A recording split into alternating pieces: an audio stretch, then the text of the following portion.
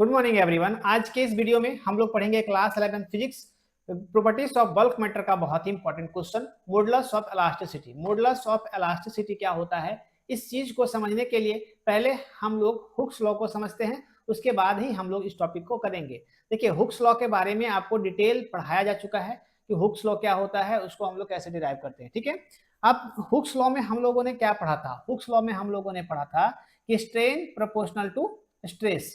ठीक है, stress is proportional to strain, मतलब स्ट्रेस के बढ़ने से स्ट्रेन भी आपका बढ़ता है और स्ट्रेस के घटने से स्ट्रेन भी घटता है। स्ट्रेस कहने का मतलब होता है कि force per unit area. Force per unit area ये हमारा स्ट्रेस का फॉर्मूला था। अब स्ट्रेन का फॉर्मूला क्या था? Change in length. Change in length del L by L, change in length per unit original length. ठीक है, तो उसमें हम लोगों ने क्या पढ़ा था कि फोर्स के बढ़ने से हमारा लेंथ भी चेंज होता है, बदलता है, जो एक्सटेंशन होता है वो चेंज होता है। मतलब force is proportional to x, extension या कंप्रेशन, ये हम लोगों ने पढ़ा हुआ था। ठीक है, तो यहाँ पर स्ट्रेस प्रोपोर्शनल टू स्ट्रेन कहने का मतलब यहाँ से स्ट्रेस को हम लोग सिग्मा से डिनोट किए हैं और यहाँ से जो प्रोपोर्शनल टू के साइन को जब हम लोग हटाते हैं तो एक कांस्टेंट का यूज करते हैं, तो वो कांस्टेंट हम लोग मॉडुलस ऑफ इलास्टिसिटी ई से डिनोट करेंगे। ठीक है, यहाँ से सिग्मा नॉट। यहाँ पर आप देख सकते हैं कि इसका डिफिनेशन जो है कुछ इस तरह से है, stress is proportional to strain. मतलब जो हमारा यहाँ से अगर हम ई का वैल्यू निकालें, मॉडुलस ऑफ इलास्टिसिटी का जो वैल्यू निकालें, तो क्या हो जाएगा formula? E equals to stress by strain, ये हमारा फॉर्मूला हो जाएगा। लेकिन इस चीज को हम लोग कैसे डिराइव करेंगे, कैसे सॉल्व करेंगे? यहाँ पर आप देख सकते हैं, देखिए सबसे फर्स्ट लाइन में आपको क्या बताया गया है?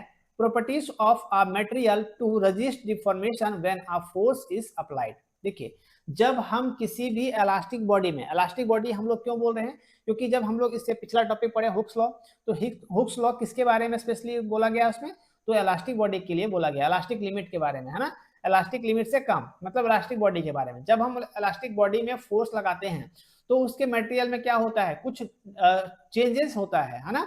जैसे कि अगर हम यहाँ पर जो ऑब्जेक्ट आप देख रहे हैं, इस ऑब्जेक्ट में अगर अभी इसका लेंथ एल है और इसको हम दोनों साइड से फोर्स लगाएं, दोनों साइड से खींचें, तो हमारा लेंथ जो है वो चेंज करेगा, है ना।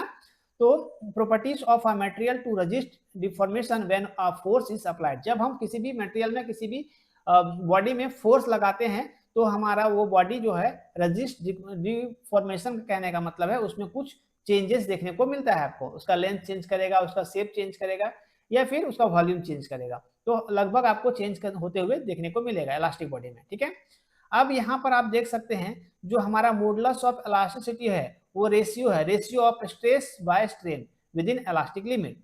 विद इन इलास्टिक लिमिट कहने का मतलब, इससे पहले जो हम लोग वीडियो में पढ़े हुक्स लॉ के बारे में, उसमें इलास्टिक बॉडी के बारे में, इलास्टिक लिमिट के बारे में चर्चा किए थे। तो स्ट्रेस बाय स्ट्रेन ये हमारा फॉर्मूला हो जाएगा किसका? मॉडुलस ऑफ इलास्टिसिटी का। अब यहाँ पर आपको इसको डिनोट कैसे करना है? तो यहाँ पर आप देख सकते हैं कि ई प्रोपोर्शनल टू के साइन को हटाते हैं, क्योंकि अभी हम लोग बताए ना सिग्मा को जब हम लोग साइन प्रोपोर्शनल के साइन को हटाते हैं तो हम लोग एक कांस्टेंट का यूज करते हैं ई का। तो यहाँ से ई क्या है? मॉडुलस ऑफ इलास्टिसिटी, यहाँ से रो डैश सिग्मा डैश करेंगे। ठीक है, तो ये हमारा अगर हम यहाँ से ई का, यहाँ से ये क्या है? स्ट्रेस है और ये क्या है? स्ट्रेन है। तो यहाँ से जब हम ई का वैल्यू निकालें तो ई इक्वल टू क्या हो जाएगा? E is equal to sigma, यहाँ से सिग्मा बाय सिग्मा डैश, मतलब स्ट्रेस बाय स्ट्रेन, ये हमारा फॉर्मूला हो जाएगा। ठीक है, तो आई होप आपको यहाँ तक समझ में आया होगा। ये हमारा फॉर्मूला है मॉडुलस ऑफ इलास्टिसिटी का। अब देखिए, इसका टाइप्स को अगर हम पढ़ें तो ये एक प्रॉपर अलग अलग वीडियो बनेगा। यहाँ पर हम लोग सिर्फ बेसिक चीज के बारे में चर्चा करेंगे, क्योंकि हम इस हर एक टॉपिक को, यहाँ पर जो यंग्स मॉडुलस है, बल्क मॉडुलस है, शेयर मॉडुलस है, सबको अलग अलग डिटेल में पढ़ेंगे, है ना। तो इसका टाइप जो है, इसका 3 तरह का जनरली आपको टाइप देखने को मिलता है। यहाँ पर तीनों टाइप को हम लोग डिटेल में पढ़ेंगे। अभी हम लोग बस बेसिक चीज को जान लेते हैं।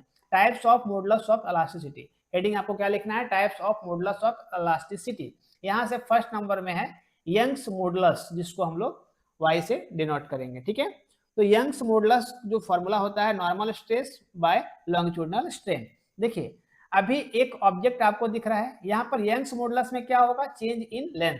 जब हम लोग इसका थ्योरी क्लास करेंगे, इसका स्पेशल क्लास करेंगे, ठीक है, यंग्स का यंग्स मॉडुलस का हम लोग एक अलग वीडियो बनाएंगे, बल्क मॉडुलस का एक अलग वीडियो बनाएंगे और शेयर मॉडुलस का एक अलग वीडियो बनाएंगे, ठीक है। उसमें आपको डिटेल आपको समझ में आएगा। तो यहाँ पर सिर्फ हमको ये समझना है कि यंग्स मॉडुलस में क्या होता है, चेंज इन लेंथ। जैसे कि यहाँ पर आपको पिक्चर में दिख रहा है कि एक साइड में आपका क्या है, यहाँ से बॉडी फिक्स है, यहाँ पर बॉडी फिक्स है और दूसरे साइड से हम क्या कर रहे हैं, फोर्स को अप्लाई कर रहे हैं। तो जब हम इसमें फोर्स को अप्लाई कर रहे हैं, अभी इसका मान लेते हैं लेंथ L है, लेकिन हम जैसे इसमें फोर्स अप्लाई कर देंगे, खींचेंगे इसको या कंप्रेस करेंगे, तो क्या होगा, इसका लेंथ जो है कुछ ना कुछ तो बढ़ने को देखने को मिलेगा, उसको हम लोग L0 से डिनोट कर देंगे, ठीक है। तो आपको मॉडुलस और यंग्स मॉडुलस में क्या समझ में आया कि चेंज इन लेंथ, इसका लेंथ चेंज होता है। समझ में आ रहा है बात, ये हमारा यंग्स मॉडुलस में। तो आपको हमेशा याद रखना है कि यंग्स मॉडुलस में लेंथ चेंज होता है, ठीक है। सेकेंड में बल्क मॉडुलस, जिसको हम लोग K से डिनोट करते हैं, ठीक है। चेंज इन वॉल्यूम, इसका वॉल्यूम चेंज होता है। देखिए इसको कंप्रेस करने से, देखिए यहाँ पर आपको जो दिख रहा है, ये कोई भी ऑब्जेक्ट होगा, ये मटेरियल है, इसको अगर हम कंप्रेस करते हैं तो इसमें क्या होता है, वॉल्यूम चेंज करता है। फर्स्ट आपको याद रखना है यंग्स मॉडुलस में कि लेंथ चेंज होता है। सेकेंड में आपको याद रखना है कि चेंज इन वॉल्यूम, ये अपना वॉल्यूम बदलता है। कैसे बदलता है, तो कंप्रेशन से, है ना, कंप्रेस करने से इसका वॉल्यूम जो है वो बदलता है, ठीक है। यहाँ पर आप देख सकते हैं शेयर मॉडुलस, शेयर मॉडुलस में चेंज इन शेप, इसका शेप जो है वो बदलता है ना। तीन अलग अलग चीज है, Young's modulus, bulk modulus, shear modulus. तो यहाँ पर फर्स्ट में आपका लेंथ चेंज होगा, सेकेंड में वॉल्यूम चेंज होगा और थर्ड में पूरा इसका शेप ही चेंज हो जाएगा, ठीक है। तो शेयर मॉडुलस में जो है वो चेंज करेगा, क्या, शेप को चेंज करेगा। कब, जब हम फोर्स को अप्लाई करेंगे, ठीक है। समझ में आ रहा है, ये सिर्फ और सिर्फ बेसिक समझने के लिए हम लोग किए।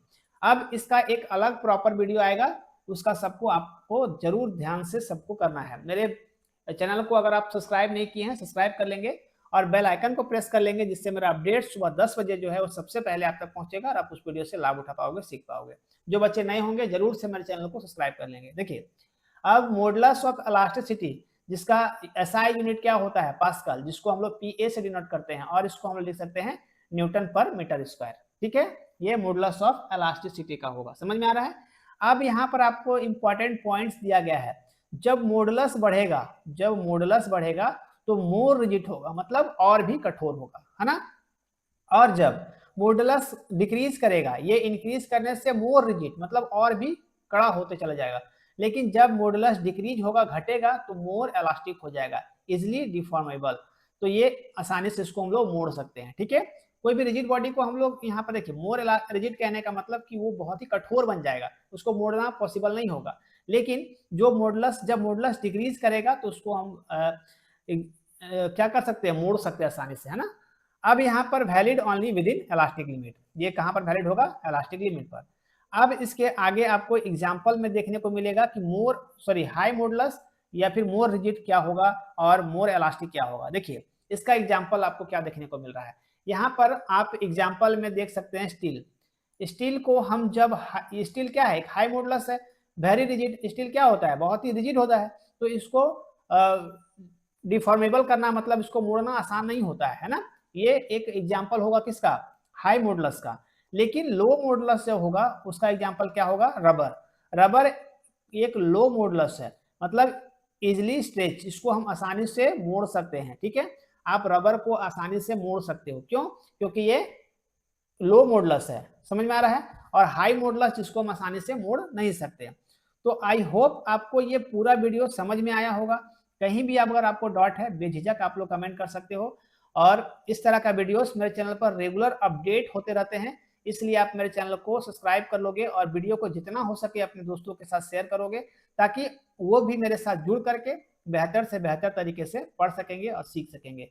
और आपको याद रखना है कि इसका 3 वीडियो आएगा, यंग्स मॉडुलस का अलग, बल्क मॉडुलस का अलग और शेयर मॉडुलस का अलग, जिसमें आपको डिटेल आपको पढ़ाया जाएगा। तो बेल आइकन को प्रेस कर लें, जो कल सुबह मेरा 10 बजे वीडियो आएगा वो सबसे पहले आप तक पहुंचेगा, ठीक है। तो इसी तरह का अपडेट्स, इस तरह का मजेदार वीडियो पाने के लिए आप मेरे चैनल को सब्सक्राइब करें और वीडियो को शेयर करें, ठीक है। मिलते हैं अगले वीडियो में, तब तक थैंक यू टेक केयर, जय हिंद।